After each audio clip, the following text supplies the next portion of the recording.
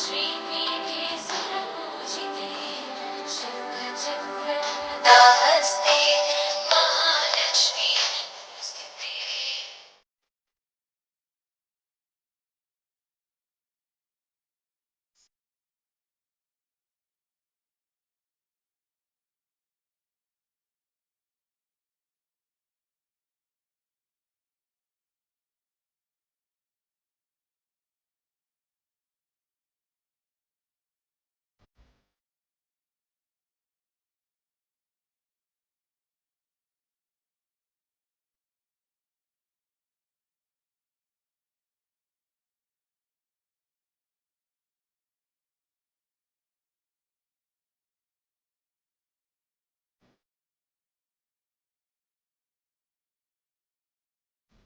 Hi friends, welcome to my YouTube channel all around us.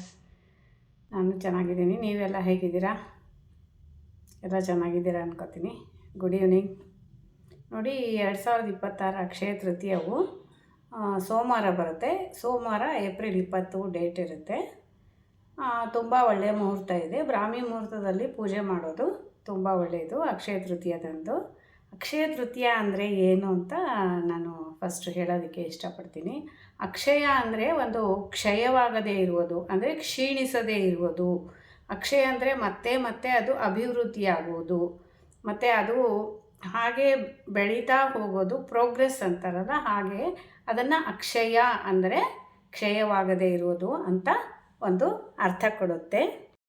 ಸಾಮಾನ್ಯವಾಗಿ ಜನ ಏನು ಅನ್ಕೋತಾರೆ ಅಂದರೆ, ಅಕ್ಷಯ ತೃತೀಯ ದಿವಸ ಒಂದು ಚಿನ್ನವನ್ನು ಕೊಂಡ್ಕೊಳ್ಳೋದು ಒಂದು ರೂಢಿಯಲ್ಲಿ ಬಂದಿದೆ. ಮೊದಲಿಂದನೂ ತುಂಬ ವರ್ಷಗಳಿಂದ ಅದು ರೂಢಿಯಲ್ಲಿದೆ. ಚಿನ್ನವನ್ನು ಕೊಂಡ್ಕೊಳ್ಳೋದು ತುಂಬಾ ಒಳ್ಳೆಯದು, ಅದು ಏನು ತಪ್ಪಿಲ್ಲ. ಚಿನ್ನವನ್ನು ಕೊಂಡ್ಕೊಂಡ್ರೆ ಚಿನ್ನ ಮತ್ತೆ ಅಭಿವೃದ್ಧಿ ಆಗುತ್ತೆ, ಚಿನ್ನ ಮತ್ತೆ ಮತ್ತೆ ಬೆಳೀತಾನೆ ಇರುತ್ತೆ. ಹಾಗಾಗಿ ನಮ್ಮ ಮನೆಯಲ್ಲಿ ವೆಲ್ತು ಮತ್ತು ಎಲ್ಲ ಸಂಪತ್ತೆಲ್ಲ ಚೆನ್ನಾಗಿ ಬೆಳೆಯುತ್ತೆ. ಅದಕ್ಕೆ ಚಿನ್ನವನ್ನು ಜನ ಕೊಂಡ್ಕೋತಾರೆ. ಆ ದಿನ ಚಿನ್ನ ಕೊಂಡ್ಕೊಂಡ್ರೆ ಆ ಚಿನ್ನ 10 ಪಟ್ಟು 100 ಪಟ್ಟು ಹಾಗೆ ಕೊಂಡ್ಕೊಳ್ತಾನೆ ಇರ್ತಾರೆ ಅಂತ ಒಂದು ನಂಬಿಕೆ ಇದೆ. ಅದು ನಿಜ. ಹಾಗೆ ಅಕ್ಷಯ ತೃತೀಯ ದಿನದಂದು ವ್ಯಾಸ ಮಹರ್ಷಿಗಳು ಗಣೇಶನ ಕೈಯಲ್ಲಿ ಒಂದು ಮಹಾಭಾರತದ ಒಂದು ಕಾವ್ಯವನ್ನು ಬರೆಸಿದ್ದು, ಪ್ರಾರಂಭ ಮಾಡಿದ್ದು ಅಕ್ಷಯ ತೃತೀಯ ದಿನದಿಂದನೇ. ಹಾಗೆ ಮತ್ತು ಭಗೀರಥ ಪ್ರಯತ್ನದಿಂದ ಗಂಗೆಯನ್ನು ಭೂಮಿಗೆ ತಂದಿದ್ದೇನು ಅಕ್ಷಯ ತೃತೀಯ ದಿನದಿಂದನೇ. ಹಾಗಾಗಿ ಅದು ಪ್ರಾರಂಭ ಒಳ್ಳೆಯದಾದರೆ ನೋಡಿ, ಗಂಗೆ ಭೂಮಿಗೆ ಬಂದರೆ ನಮಗೆ ಎಷ್ಟು ಒಂದು ಒಳ್ಳೆಯ ಇದು ಅಲ್ವಾ. ನೀರಿಲ್ಲದೆ ಭೂಮಿಯ ಜನ ಪರಿತಪಿಸುವಾಗ ಭಗೀರಥ ಪ್ರಯತ್ನ ಮಾಡಿ ಗಂಗೆಯನ್ನು ಭೂಮಿಗೆ ತಂದಂತೆ, ಅದು ಕೂಡ ಅಕ್ಷಯ ತೃತೀಯ ದಿನದಂದೇ. ಹಾಗೆ ಮತ್ತು ಕುಬೇರನ ಪೂಜೆ ಮಾಡೋದು, ಲಕ್ಷ್ಮೀದೇವಿ ಪೂಜೆ ಮಾಡೋದು, ಅದೆಲ್ಲ ಅಕ್ಷಯ ತೃತೀಯ ದಿನದಂದು ತುಂಬ ಒಂದು ಇಂಪಾರ್ಟೆನ್ಸ್ ಪಡೆದುಕೊಳ್ಳುತ್ತೆ. ಲಕ್ಷ್ಮೀ ದೇವಿಯನ್ನು ಒಂದು ತುಂಬು ಮನಸ್ಸಿನಿಂದ ನಾವು ಪೂಜೆ ಮಾಡಿದ್ರೆ ಲಕ್ಷ್ಮೀ ದೇವಿ ನಮ್ಮ ಮನೆಯಲ್ಲಿ ಯಾವಾಗಲೂ ಸಂಪತ್ತು ನೆಲೆಸಿರೋ ಹಾಗೆ ಮಾಡ್ತಾಳೆ. ಹಾಗಾಗಿ ಆ ದಿನ ಅಕ್ಷಯ ತೃತೀಯ ದಿನದಂದು ಬೆಳಗಿನ ಜಾವ ಒಂದು ಬ್ರಾಹ್ಮಿ ಮುಹೂರ್ತದಲ್ಲಿ ಲಕ್ಷ್ಮೀ ಪೂಜೆ ಮಾಡೋದು ತುಂಬ ಒಳ್ಳೆಯದು. ಹಾಗೆ ಕುಬೇರ ಅಂದರೆ ಯಾರಿಗೆ ಗೊತ್ತಿಲ್ಲ ಹೇಳಿ, ಸಂಪತ್ತಿನ ಒಡೆಯ ಕುಬೇರ. ಆ ಕುಬೇರನ ಪೂಜೆ ಮಾಡೋದನ್ನು ಅಕ್ಷಯ ತೃತೀಯ ದಿನದಿಂದ ಮಾಡಿದ್ರೆ ತುಂಬ ಒಳ್ಳೆಯದು ಅನ್ನೋ ಒಂದು ಪ್ರತೀತಿ ಇದೆ. ಏನಂದರೆ ಕುಬೇರನಿಗೆ ಅಕ್ಷಯ ತೃತೀಯ ದಿನದಂದೇ ಎಲ್ಲ ವಾರಸುದಾರಿಕೆ, ಅಂದರೆ ಸಂಪತ್ತಿನ ಎಲ್ಲ ಒಂದು ಅಧ್ಯಕ್ಷತೆಯನ್ನು ಕುಬೇರನಿಗೆ ಕೊಟ್ಟಿದ್ದು ಅಕ್ಷಯ ತೃತೀಯ ದಿನದಿಂದನೇ. ಕುಬೇರನು ಸಂಪತ್ತಿನ ಒಡೆಯ ಆಗಿದ್ದನು ಅಕ್ಷಯ ತೃತೀಯ ದಿವಸದಿಂದನೇ.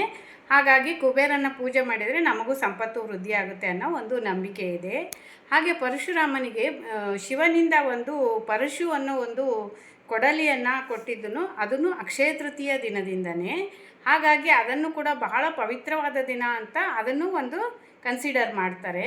ಹಾಗಾಗಿ ಅಕ್ಷಯ ತೃತೀಯ ದಿನ ತುಂಬಾ ಕಾರಣಗಳಿದೆ. ಅಕ್ಷಯ ತೃತೀಯನ ನಾವು ಆಚರಿಸಬೇಕು ಅಂದರೆ ಒಂದೇ ಕಾರಣ ಇಲ್ಲ, ಎರಡೇ ಕಾರಣ ಇಲ್ಲ, ತುಂಬ ಕಾರಣಗಳಿದೆ. ನೋಡಿ, ಅಕ್ಷಯ ತೃತೀಯ ದಿನದಂದು ನಾವು ದಾನ ಮಾಡೋದು ಕೂಡ ತುಂಬ ಒಳ್ಳೆಯದು. ಇವಾಗ ಊಟ ಇಲ್ಲದವರಿಗೆ ದಾನ ಮಾಡೋದು, ಹಾಗೆ ದುಡ್ಡು ಇಲ್ಲದವರಿಗೆ ಏನೋ ಸ್ವಲ್ಪ ಸಹಾಯ, ನಮ್ಮ ಕೈಲಾದ ಸಹಾಯ ಮಾಡೋದು. ನಾವು ದಾನ ಮಾಡೋದ್ರಿಂದ ಏನಾಗುತ್ತೆ, ನಮ್ಮ ಸಂಪತ್ತು ಅಭಿವೃದ್ಧಿ ಆಗುತ್ತೆ. ಅದರ 10 ಪಟ್ಟು 100 ಪಟ್ಟು ಅಭಿವೃದ್ಧಿ ಆಗುತ್ತೆ. ನಾವು ಒಬ್ಬರಿಗೆ ಒಂದು ರೂಪಾಯಿ ದಾನ ಮಾಡಿದ್ರು ದೇವರು ನಮಗೆ ಅದು 10 ಪಟ್ಟು ಕೊಡ್ತಾನೆ. ಏನಂದರೆ ನಾವು ಬಡವರನ್ನು ನೋಡಿ ಒಂದು ಅಯ್ಯೋ ಅಂದಾಗ ನಮಗೆ ದೇವರು ಅದನ್ನು ನಮಗೆ ವಾಪಸ್ಸು ಅದರ 10 ಪಟ್ಟು ಹೆಚ್ಚಾಗಿ ಕರುಣಿಸ್ತಾನೆ. ನಾವು ಒಳ್ಳೇದು ಮಾಡಿದ್ರೆ ಒಳ್ಳೆಯದೇ ಆಗುತ್ತೆ, ಕೆಟ್ಟದ್ದು ಮಾಡಿದ್ರೆ ಕೆಟ್ಟದ್ದೇ ಆಗುತ್ತೆ. ಹಾಗಾಗಿ ನಾವು ಅಕ್ಷಯ ತೃತೀಯ ದಿವಸ ಬಡವರಿಗೆ ಒಂದು ದಾನ ಮಾಡೋದು, ಒಂದು ಬಟ್ಟೆ ದಾನ ಮಾಡುವುದು, ಒಂದು ಅನ್ನದಾನ ಮಾಡುವುದು, ಅವ್ರಿಗೇನೋ ಒಂದು ಸಹಾಯ ಮಾಡುವುದು. ಆಮೇಲೆ ನಾವು ಬರೀ ಚಿನ್ನ ತಗೊಂಡು ನಾವು ಚಿನ್ನದಿಂದ ಒಂದು ಸಂಪತ್ತು ಪಡೆಯೋದಲ್ಲ, ನಾವು ಚಿನ್ನದಂಥ ಮನಸ್ಸನ್ನು ಕೂಡ ಇಟ್ಕೊಂಡಿರಬೇಕು. ಏನಂದರೆ ಬರೀ ನಮ್ಮ ಸ್ವಾರ್ಥ, ನಮ್ಮ ಒಂದು ಇದಕ್ಕೆ ಅಂತಲೇ ನಾವು ಜೀವನ ನಡೆಸೋದು ತಪ್ಪು. ಹಾಗಾಗಿ ಪಾಪ ಕಷ್ಟದಲ್ಲಿರೋರ್ಗೂ ನಾವು ಒಂದು ಹೆಲ್ಪ್ ಮಾಡಿದ್ರೆ ಅದು ನಮಗೆ 100 ಪಟ್ಟು ತಿರುಗಿ ನಮಗೆ ದೇವರು ಕೊಟ್ಟೇ ಕೊಡ್ತಾನೆ. ಹಾಗಾಗಿ ನಾವು ಅದನ್ನು ಒಂದು ಬರೀ ನಾವು ಚಿನ್ನ ತಗೊಳ್ಳೋದಕ್ಕೆ ನಮ್ಮ ಒಂದು ಇದಕ್ಕೆ ಮಾತ್ರ ಮೀಸಲಿಡಬಾರ್ದು. ಎಲ್ಲ ಅದನ್ನು ನಾವು ಪರೋಪಕಾರ ಮಾಡೋದು, ಅನ್ನದಾನ ಮಾಡೋದು, ಬಡವರಿಗೆ ಒಂದು ವಸ್ತ್ರದಾನ ಮಾಡೋದು, ಅದನ್ನೆಲ್ಲ ಮಾಡೋದ್ರಿಂದ ನಮಗೆ ದೇವರು ಖಂಡಿತ ಒಳ್ಳೆಯದು ಮಾಡ್ತಾನೆ. ಹಾಗೂ ನಾವು ಒಳ್ಳೆಯ ಮನಸ್ಸನ್ನು ಬೆಳೆಸ್ಕೊಳ್ಳೋದು ತುಂಬ ಒಳ್ಳೆಯದು. ಅಕ್ಷಯ ತೃತೀಯ ದಿನ ನಾವು ಬರೀ ಚಿನ್ನ ಮಾತ್ರ ಕೊಳ್ಳೋದಲ್ಲ, ನಮಗೆ ಚಿನ್ನನೇ ಕೊಳ್ಳೋದಕ್ಕೆ ಸಾಧ್ಯ ಆದರೆ ಚಿನ್ನನೇ ತೊಗೋಬೋದು.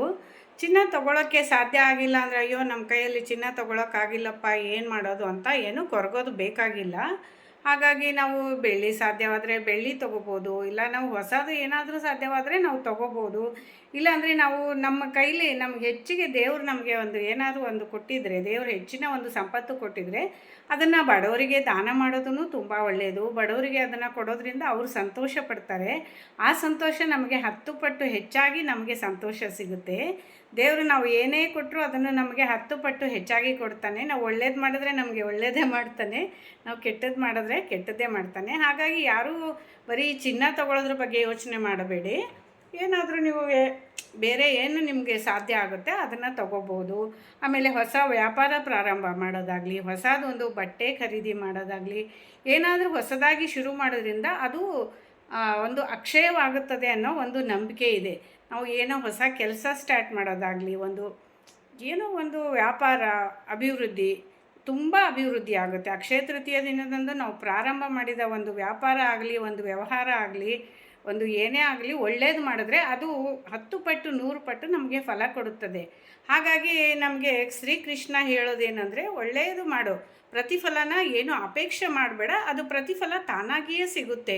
ಅದನ್ನು ನಾವು ಅಪೇಕ್ಷೆ ಪಡೋದೇನು ಬೇಕಾಗಿಲ್ಲ, ತಾನಾಗಿ ತಾನೇ ಪ್ರತಿಫಲ ನಮಗೆ ಸಿಗುತ್ತೆ. ಹಾಗಾಗಿ ಎಲ್ಲರಿಗೂ ಒಳ್ಳೇದು ಮಾಡು, ನಿನಗೆ ದೇವರು ಒಳ್ಳೇದು ಮಾಡ್ತಾನೆ ಅಂತ ಶ್ರೀಕೃಷ್ಣ ಹೇಳ್ತಾನೆ. ಹಾಗೆ ಅಕ್ಷಯ ತೃತೀಯ ದಿವಸ ಲಕ್ಷ್ಮೀ ಪೂಜೆ ತುಂಬ ಒಳ್ಳೆಯದು. ಬೆಳಗ್ಗೆ ಎದ್ದು ಬೇಗ ಬ್ರಾಹ್ಮಿ ಮುಹೂರ್ತದಲ್ಲಿ ಪೂಜೆ ಮಾಡೋದ್ರಿಂದ ಲಕ್ಷ್ಮಿ ಚೆನ್ನಾಗಿ ಪ್ರಸನ್ನಳಾಗ್ತಾಳೆ, ನಮಗೆ ಒಳ್ಳೆಯದಾಗಲಿ ಅಂತ ಹಾರಿಸ್ತಾಳೆ. ಹಾಗಾಗಿ ಬೆಳಗ್ಗೆ ಲಕ್ಷ್ಮೀ ದೇವಿ ಪೂಜೆ ಮಾಡೋದು ತುಂಬ ಒಳ್ಳೆಯದು. ನೋಡಿ ಫ್ರೆಂಡ್ಸ್, ಏನು ಮಾಡ್ತೀರಾ? ಬಂಗಾರನೂ ಕೊಳ್ಳಿ, ಚಿನ್ನ ಬೇಕಾದವರು ಚಿನ್ನ ತಗೊಳ್ಳಿ. ಹಾಗೆ ದೇವರ ಪೂಜೆ ಮಾಡೋದು ತುಂಬ ಒಳ್ಳೆಯದು. ಲಕ್ಷ್ಮೀ ಪೂಜೆ, ಕುಬೇರನ ಪೂಜೆ, ಎಲ್ಲ ಪೂಜೆಗಳನ್ನು ಮಾಡಿ ಮನೆಯಲ್ಲಿ ಸಂತೋಷವಾಗಿದ್ದರೆ ಆ ಸಂತೋಷ ಕೂಡ 100 ಪಟ್ಟು ಹೆಚ್ಚಾಗುತ್ತೆ. ಮನೆಯಲ್ಲಿ ಬರೀ ಜಗಳ ಕದನ ಇದ್ದರೆ ಅದೂ ಸ್ವಲ್ಪ ಇದಾಗುತ್ತೆ. ಹಾಗಾಗಿ ಜಗಳ ಕದನ ಎಲ್ಲ ಬಿಟ್ಬಿಟ್ಟು ಸಂತೋಷವಾಗಿ ಇರೋದನ್ನು ಕಲಿಬೇಕು, ನೆಮ್ಮದಿಯಾಗಿರೋದನ್ನು ಕಲಿಬೇಕು. ಒಂದು ಒಳ್ಳೆಯ ದಾನ ಮಾಡೋದಾಗಲಿ, ಒಂದು ಒಳ್ಳೆಯ ಕರ್ಮ ಮಾಡೋದಾಗಲಿ, ಅಕ್ಷಯ ತೃತೀಯ ದಿನದಿಂದ ನಾವು ಯಾವುದು ಒಳ್ಳೆಯದು ಮಾಡ್ತೀವೋ ಅದು ನಮಗೆ 10 ಪಟ್ಟು ಹೆಚ್ಚಾಗಿ ನಮಗೆ ಲಾಭ ಸಿಗುತ್ತೆ. ಹಾಗಾಗಿ ಎಲ್ಲರಿಗೂ ಒಳ್ಳೆಯದಾಗಲಿ, ಎಲ್ಲರೂ ಚೆನ್ನಾಗಿರಿ, ಎಲ್ಲರಿಗೂ ದೇವರ ಒಂದು ಆಶೀರ್ವಾದ ಇರಲಿ, ಎಲ್ಲರಿಗೂ ಲಕ್ಷ್ಮೀ ದೇವಿಯ ಕೃಪೆ ಇರಲಿ. Thank you friends, thank you for watching. Bye, ಮತ್ತೆ ಸಿಗೋಣ.